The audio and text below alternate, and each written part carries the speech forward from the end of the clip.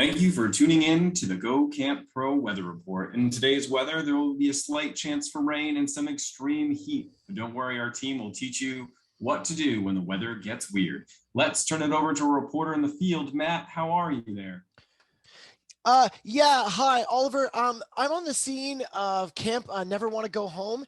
And while it is monsooning one moment, I mean like really raining cats and dogs. And then the next moment, it is hotter than the desert itself. Even though it has those crazy temperatures out, it looks like campers and staff are having an absolute blast here. Oh, what seems to be their secret, Matt? Well, it sounds like the counselors at Camp Never Want to Go Home listened to episode 41 of the most famous camp staff podcast in the world, First Class Counselors. Oliver, don't we have a recording of that podcast episode in the studio? Yes, we do. Why don't we give it a play right now? So thanks for tuning in to the Go Camp Pro Weather Report. Stay safe out there, folks.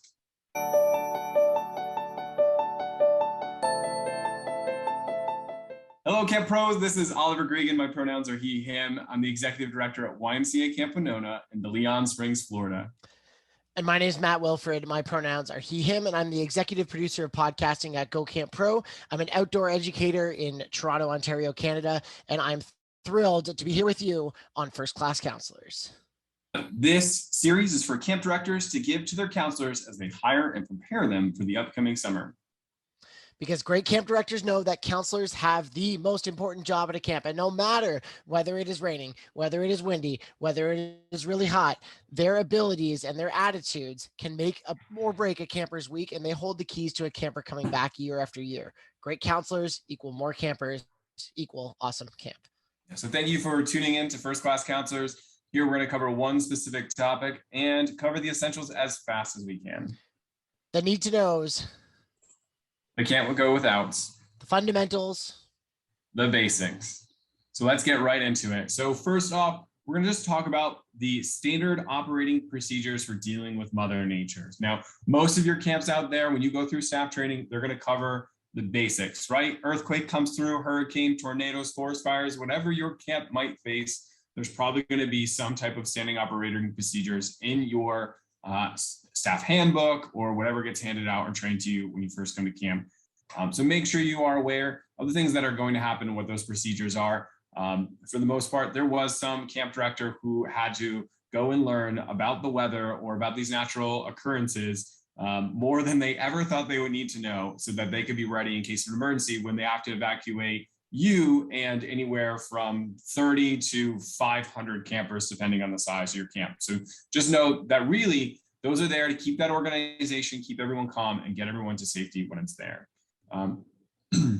What you really are going to be thinking about, though, is those typical weather needs that aren't the outliers, right? It's the sunny days, the rainy days, the days that are just too hot, and then for some camps, maybe up near Matt, where you're in Canada, I don't know how cold it gets up there, but the chilly summer nights might come into play. You got to be ready for them. So where do you come in when these things are happening? Really, it's going to be programs and activities and camper care. Those are really the two categories we're going to cover today as we go through everything if you really focus on the basics.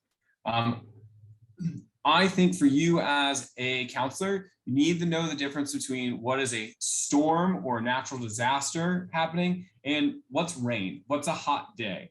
Because you can still play in the rain, you can still go outside in the heat. You just need to make some changes to make it possible for your campers to still have a great fun time. So don't get confused about, should I be inside right now or should I be outside? If it's just rain or just a kind of hot day, your directors and leadership staff will 100% tell you that you should probably be inside right now. Or if you see a bolt of lightning come down, go inside. We'll use some common sense here, from weather, taking care of the kids. But know that difference and know that really just because a storm rolls through doesn't mean that the fun has to stop. So Matt, what are some things that you think are important for people to know when it comes to the standing operating procedures of dealing with Mother Nature? Yeah, it's just be prepared, right? Be ready for it. And that means having your own equipment, your raincoat, anything you need to keep dry, making sure your campers also have that stuff close hand. It's a great idea to ask if you know that rain's coming up the night before. Just ask, hey, does everyone have their raincoat? Make sure it's out and ready to go. And then you know who doesn't have one. So maybe there's some in Lost and Found, you can get them. But part of being prepared, like Oliver said, you're the admin team at camp or the head counselor or whatever, they're taking care of all of the big logistics of things. Your job is to find a way to make sure that your kids are still safe and super entertained and having the best time of their lives, even despite the rain. Because that means that often you need to have stuff ready to do with them, and programs ready to run, ways to fill up an hour, 2 hours, 3 hours, or more. That can be run in weird places. So on really hot days, ones that can be run in shady spaces. Maybe sometimes you'll find yourself in like a cabin hallway because that's the safest or best place to be in the moment. Crowded rooms with lots of noise going on. You need to have ideas that are flexible based on the space, because don't just assume you're going to be the only cabin in the dining hall, because that probably won't be the case. Also, programs that can be run by yourself, things that don't take a ton of prep or a ton of support from another staff member. So stuff that you can either facilitate or kids can kind of just free play on their own. And as you're preparing, the best thing that you can have is your rainy day supplies bin, or weather, in case of weather bin, whatever you want to call it.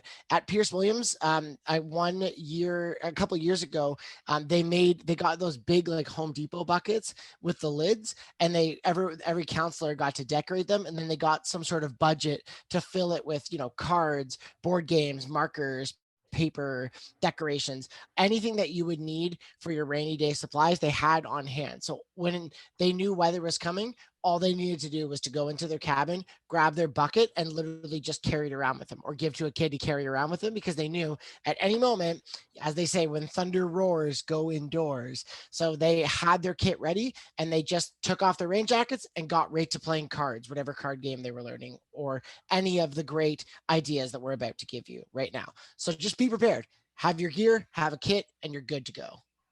Yeah.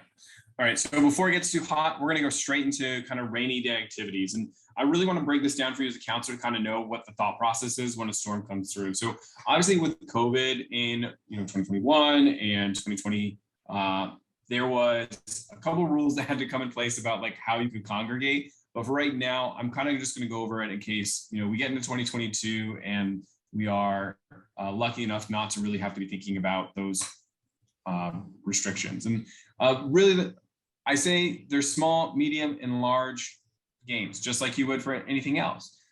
With the large group games, you might have the whole camp team together if you have a large enough space on your site, like the dining hall, or if you have an auditorium of some sort or a gym, depending on the camp that you are, you might get that. You might have some other meeting places around camp where you might divide into a bunch of smaller meeting places around camp into like medium-sized groups. So that might be your village, or unit, or age group. So you can do actually like a little bit more larger groups, but age appropriate activities, right? So a younger group might do something a little more age appropriate for them, where the older groups might do something a little bit more age appropriate for them, which is really nice, because when you do that large group setting, talked about before, you get kind of stuck, you're trying to appease this age group for a lot of camps, which may go from as young as 6 all the way up to 17. So how do you do that? Sometimes tough with large group settings, especially when you're stuck inside one room on a rainy day that's probably humid too. It just gets hot really quick. It's damp, it's weird, it's tough to do. So, but really for you as the counselor, what Matt and I really want to focus on today is the small cabin activities. This is when you're stuck in the cabin with your campers, you're not allowed to leave that cabin space. Or maybe you were running a program like archery or something, and now you have been told, hey, there's thunder in the area, you got to head inside, right? Or the rain has become too heavy for you to actually do archery, and you might damage the bows, right? Bowstrings don't do great with rain. You as the instructor will probably know where this happens, right? So talking about those small group activities for me, I want to say, first off, if you are doing something like archery, or if you are doing something like survival, or whatever your activity might be, stay focused on your programming. Pretty much every program on camp, if you're doing that kind of lesson-based fun activity, can still do something inside. Even like soccer, right? You can still do a small like group juggle or something inside, or you can do kind of like dribbling drills, even if you only have like a 10 by 10 yard space in the dining hall. So you can still have fun. Don't kick the ball at the windows. Your camp director will come after you, but make sure you can do that. But stay focused on your program. That's really my big ones. I'll talk about some of my games and stuff in a second, but Matt, what about you? Yeah. First thing, when you can go outside, go outside in the rain. What a great lesson for kids that have probably been told their whole lives that when it's raining, they have to stay inside, or they think that's an opportunity to go inside and play video games. The amount of people that haven't puddle jumped in the world is far too high by my non-scientific analysis. So I would just say that it's a great opportunity to get out there, especially if you have an opportunity to warm up, if it's like kind of cold and rainy. If you have times to let things dry or dryers on site, or you have showers coming up, rain is a great way to do that. So there's so many great things you can do. You could make up something like the Wet Olympics and just do all the Olympic events like standing long jump, sliding long jump, whatever you want, but all in the rain. You could make a natural slip and slide if you have a nice grassy hill, do some puddle jumping, mud castle building. You could do making fires in the rain, and how do we make a fire when it's raining outside, taking a nature hike with umbrellas. There's so many things. And you could even do showers in the rain. If you get some biodegradable soap, why not just do your shower time in the rain? Rainwater, not as clean as tap water, but it's like basically the same. So as long as you're being careful with environmental stuff, why not just take a shower in the rain? Oliver, what are some of your Yeah. ideas? No, I just love it, Matt, because even down lower in my notes, I say this all the time to anybody, we get less rainy days than sunny days. So those are the special ones. Like, embrace the rain. If you can go outside, if there's no thunder or lightning, sorry, for me, that's a huge story down here in Florida now, is I did not realize how much thunder and lightning can come with rain down here. But yeah, if you have the opportunity to go out and enjoy the rain, go out and enjoy it. Worry about getting dry later, right? That's a problem for another day. And that's the best part about camp, is you're teaching kids to enjoy the present sometimes. They just haven't had that chance yet. So please, please, please go out and play in the rain like Matt is telling you. For me, I'm going to talk a little bit more about getting stuck inside a little bit, because for us down in Florida, we have some thunderstorms and they roll through and you can't go outside when there's thunder around. So my big advice is card games. I really like them. You can play them with a lot of kids in your cabin all at once. There's so many different versions of card games you can play. And the nice thing is it can fit in your pocket. You can get even water resistant cards, so you don't have to worry about them getting damaged by, like, if it is a wet day and everyone comes inside and they're wet trying to play with their cards. So some of my favorite card games are, and some of them I've taught on the show before, but I love Three Blind is a game that I really enjoy because it has a fair amount of chance involved with it. You get to play 3 cards face down, 3 cards on top of those, and then you have cards that you're playing in your hand. So if you want to learn those, you can go and take out one of our show notes from way, way back. But I really like that one. President is another really great game that you can play, which is essentially just covering up cards, going in order around the block. Has a bunch of rules. And another game that I really enjoy playing is just, a good old classic like Rummy 500, right? It's what Grandma and Grandpa used to play.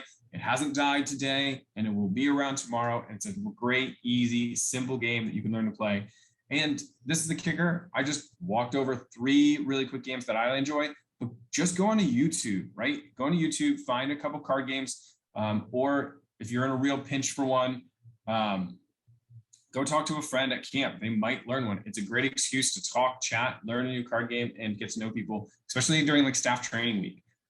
As a camp director, one of my favorite things to do is just play cards with my staff when we have free time. So I try to influence them to do that and play those games so that they can learn some of those card games. And eventually you get more advanced and you can learn games like Stock Op and stuff like that, which if you ever want to come and meet up with me, I'll play a game of Stock Op with you.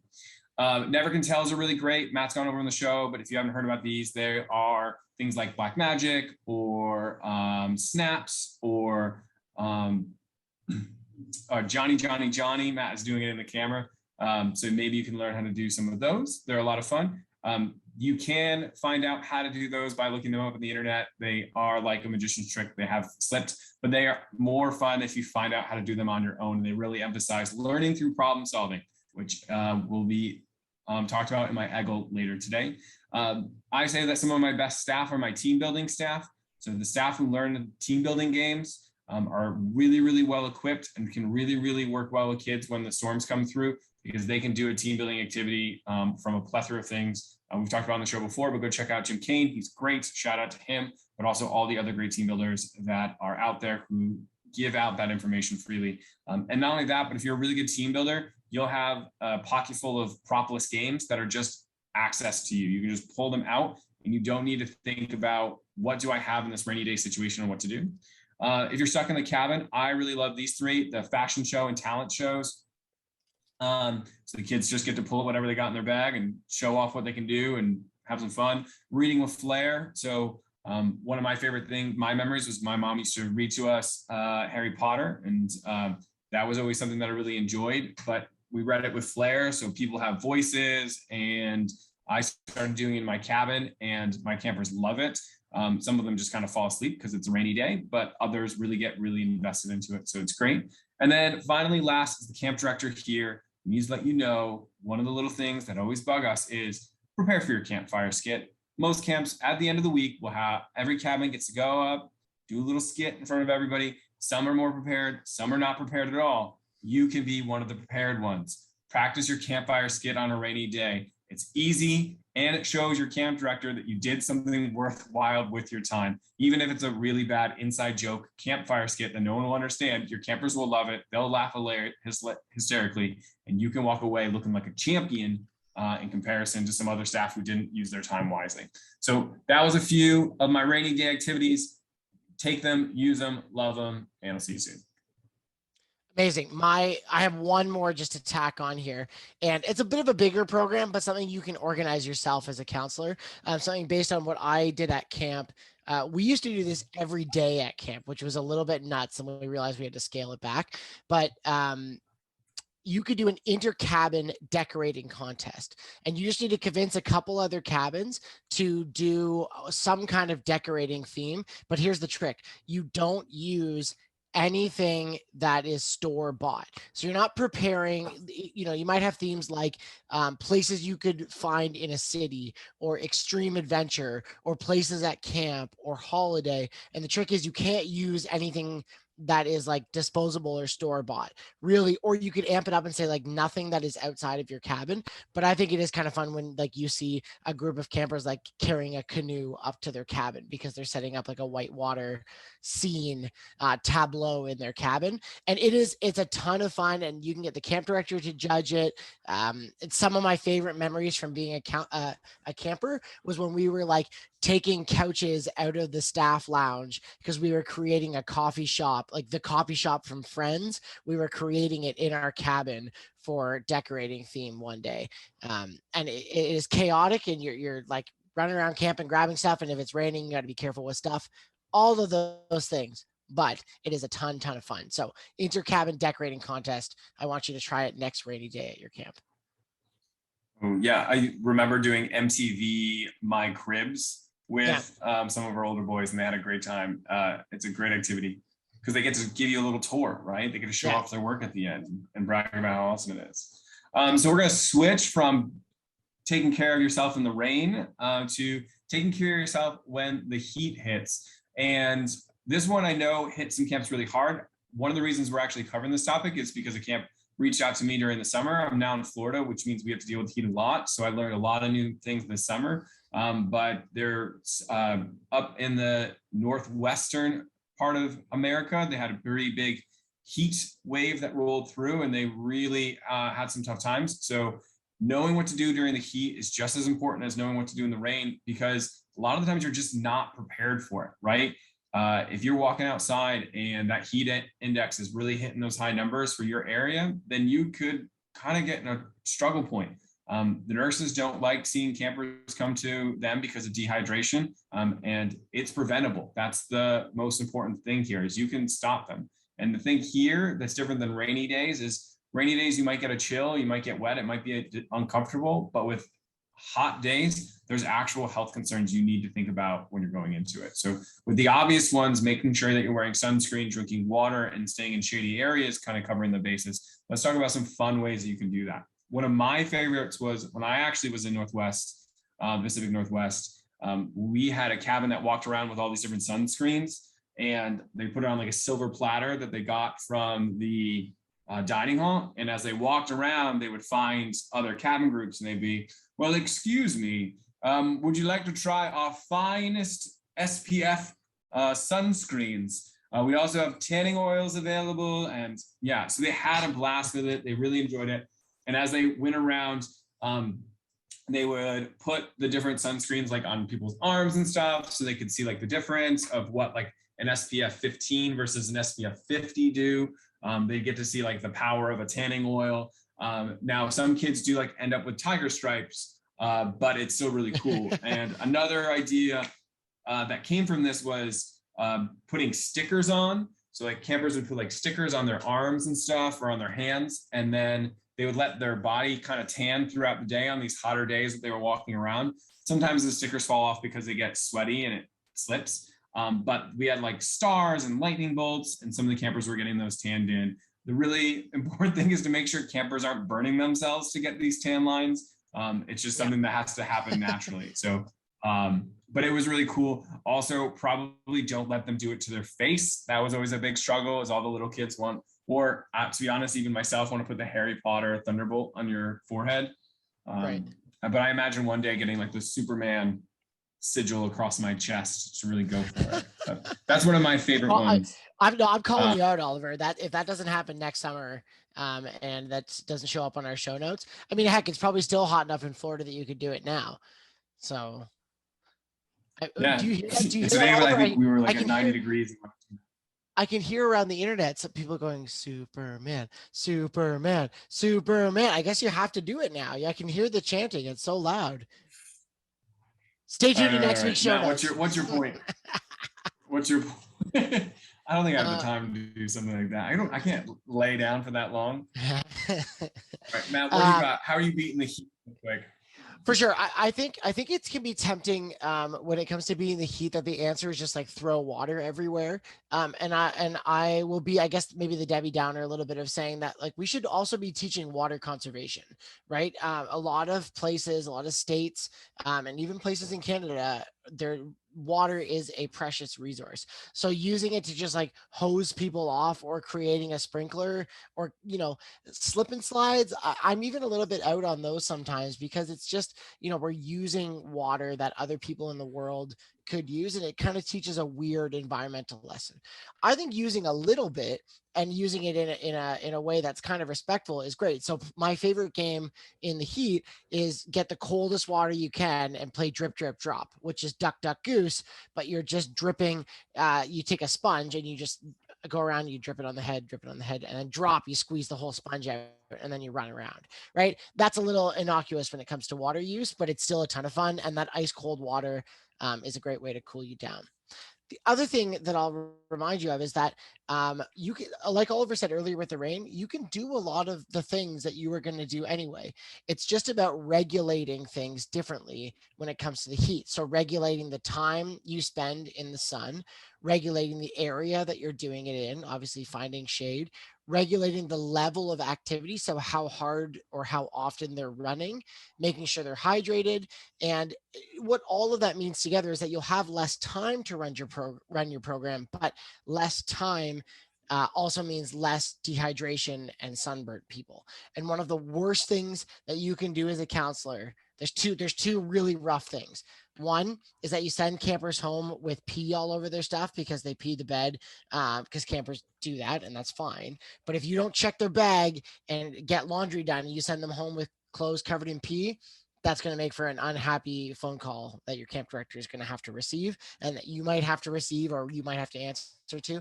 And the other thing is taking a kid home who's super sunburned, right? That shows that we're not taking care of them, and that's what they're there for. Right? Parents are giving them, I've said this before, and I will 100% say it again. Parents and caregivers are giving us their most precious gift in the world, and we need to treat that with the utmost respect. And sending them home with a sunburned is the opposite of that. Yeah, I think you hit on a really good point there, Matt, about making sure we're taking care of those campers. One thing I love, though, right at the beginning is, I don't know if you'll notice this, but drip, drip, drop is just duck, duck, goose. You're just adding water to it. So like, what kind of games can you add just a little bit of water to make them a little bit more fun to get to like do, whatever it might be. So those are, just think about, hey, what's a game that we play at camp and how can I add water to it? How can I make this activity kind of cool people down a little bit without being wasteful?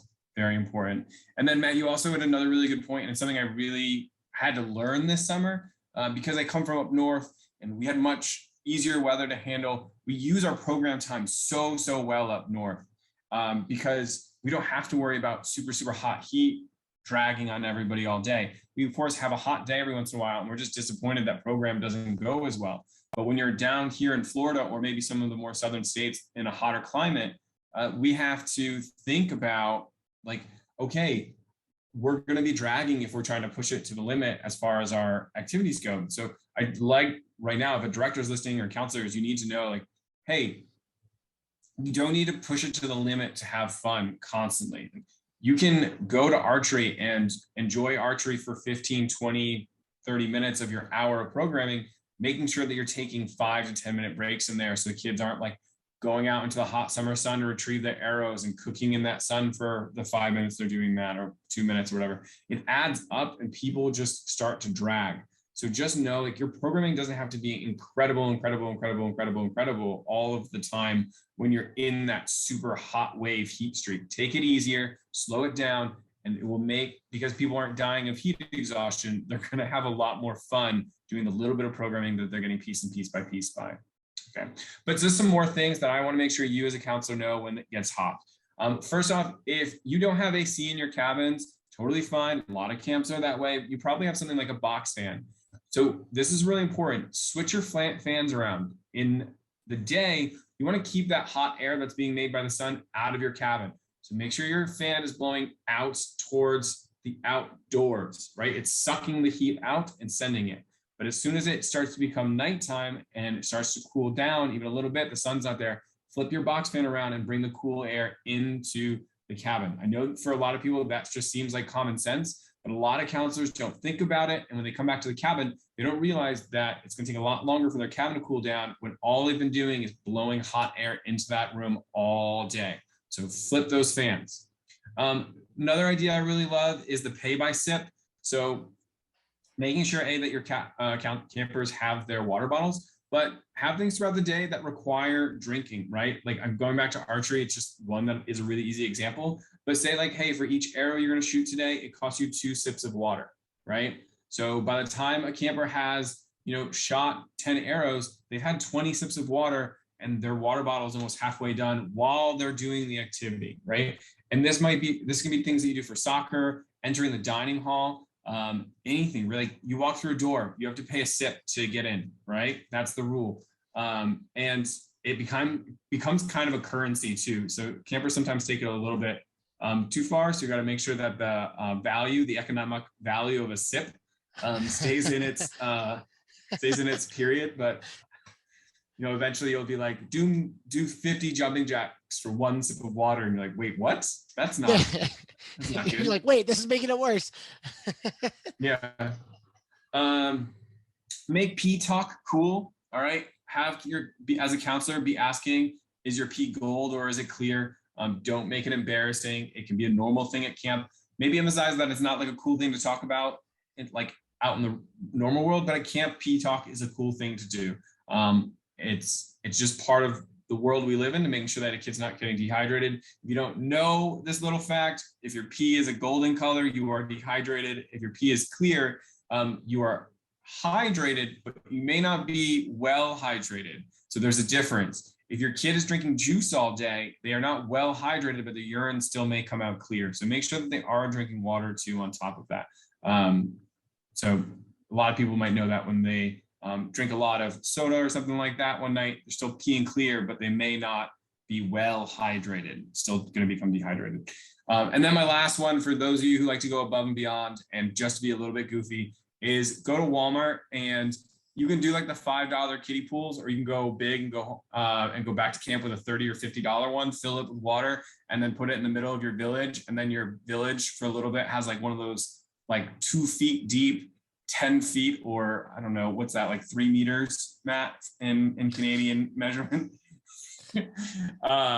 And your campers can kind of just chill in a nice cool pool in the village, and it can be a nice little meeting place, and people can like go and lay down in it and like cool down a little bit before they have to go walking around camp. And it's just an awesome thing that is hilarious for counselors to do, and I love it. It makes me laugh every time. All right, real quick, as we're starting to wrap up, Matt, what are just some general tips that you have for making weather fun?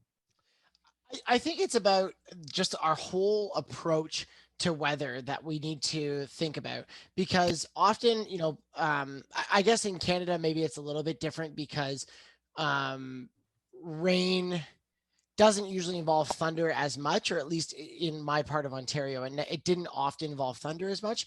But for some reason, for whatever reason, I often found that people's attitude towards the rain was that it was there to ruin our fun. And it totally can in some senses if you had a program, that a rain just doesn't make it easy. Maybe it makes it more slippery, or you're just getting soaked and it's the last day of camp, so nothing's going to dry, or it's been raining forever. I get it that those things happen, but more often than not, it's just a chance for us to be creative and to use those rainy day kits. And the most important thing of this entire conversation is to role model how you want the behavior to be around rain. Because if you are super poopy pants about the rain, like, oh man, we can't do anything, this rain sucks, then what do you think your campers who are looking up to you, how do you think they're going to be? They're going to take your poopy pants and they're going to be super poopy pants about it. And then you've got a whole cabin full of people with poopy pants, and that's no fun for anyone, right? Travis is one of the co-founders of Go Camp Pro. He says that his unifying theory of summer camp is I am always teaching, IAAT, right? We are always teaching campers what kind of behavior we want to see by role modeling it to them. And it's a great opportunity when it comes to raining that we can teach them the locus of control, which is I'm only going to worry about the things that I can focus on. Rain is not something that I can change. I can't affect the fact that it's going to rain for the next 7 hours straight. But what I can do is try to have the best time and be excited about it.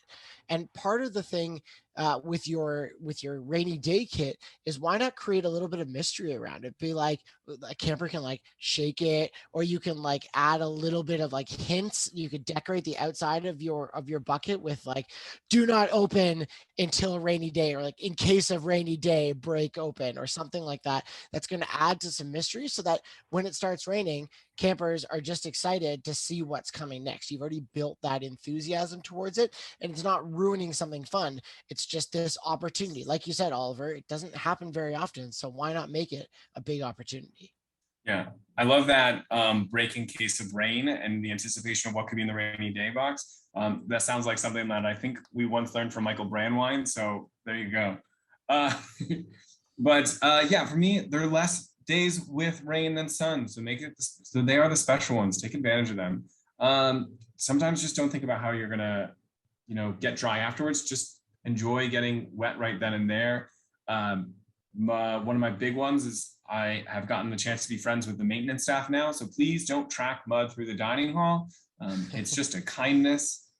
So figure out how you can keep the indoors clean if you are getting muddy on the outside, not just the dining hall, but all areas on camp.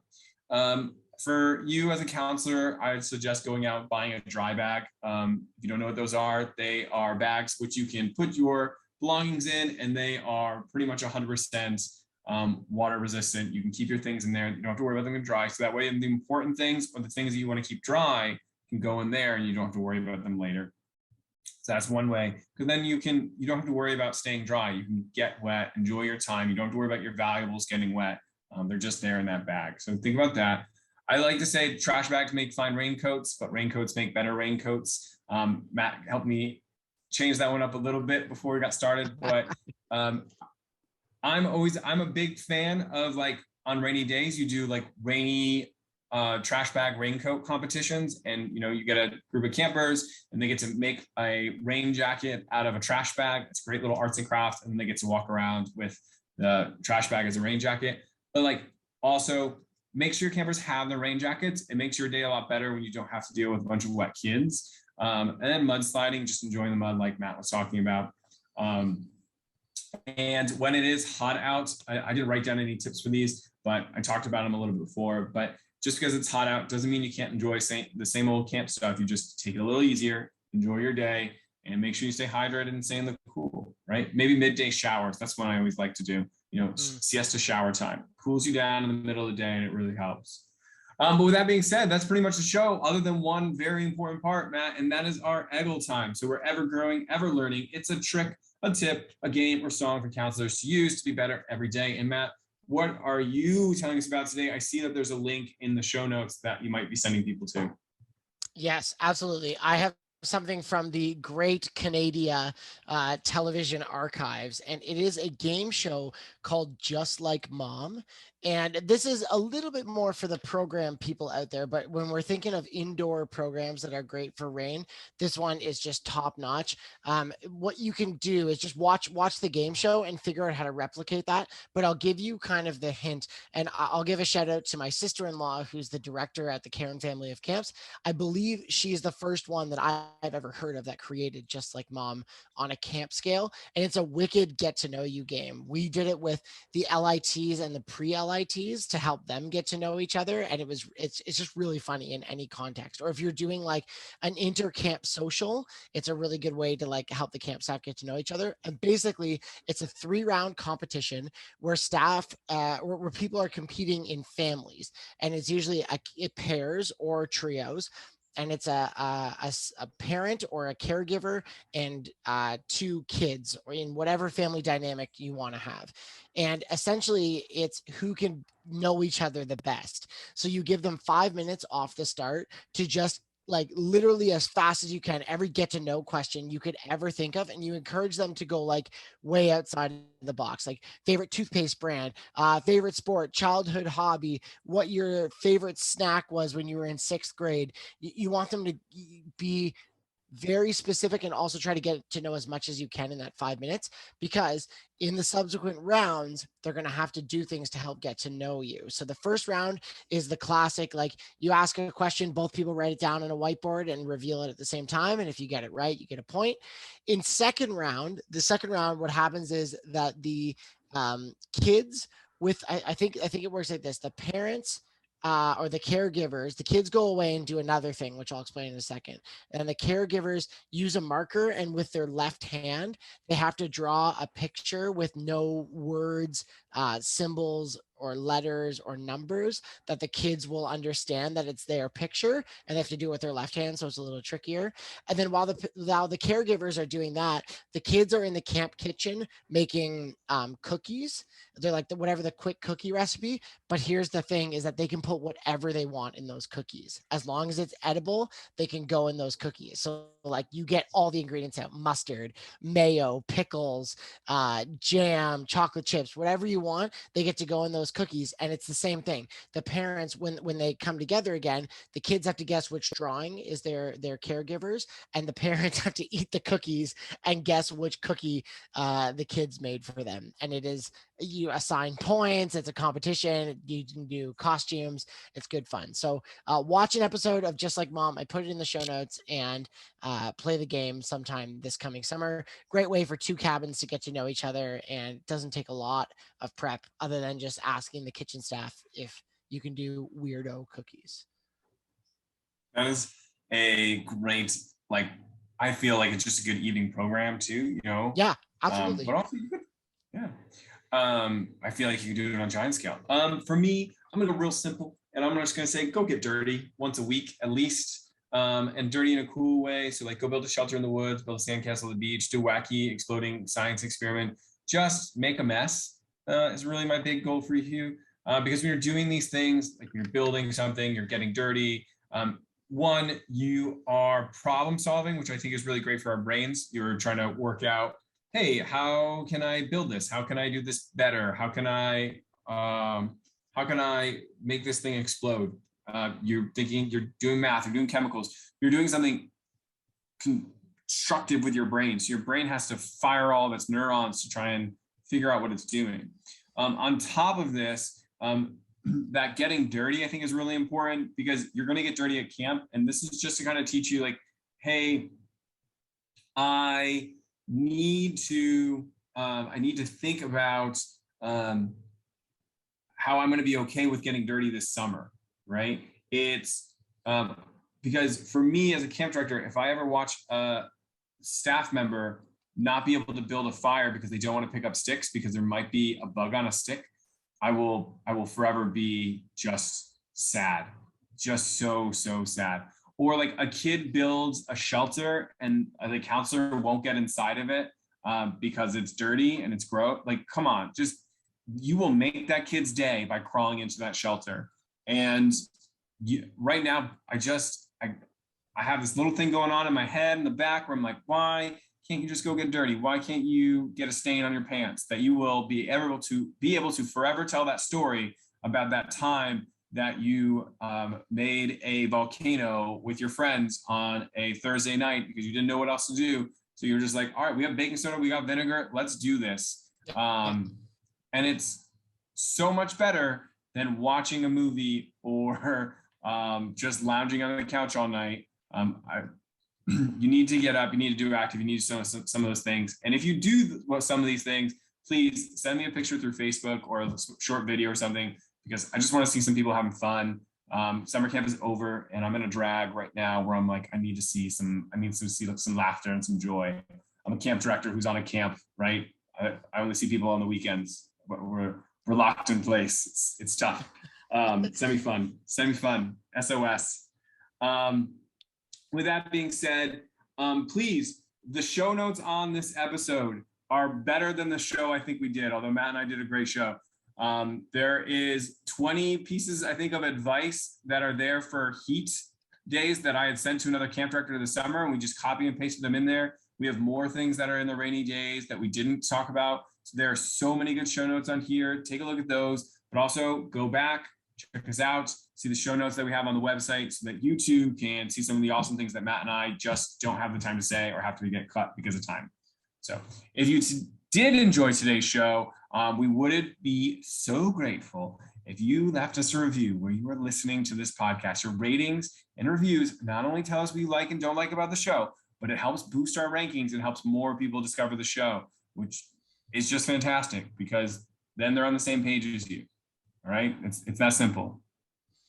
That's right. We're making the world better counselors, and you can help with that by passing on this show. So thank you for your help with that. If you want to get in touch with us too, please make sure you check out the show notes. Our contacts are at the bottom. It's the same as every other show, so we don't need to say it over and over. Just go to the show notes. It's in there.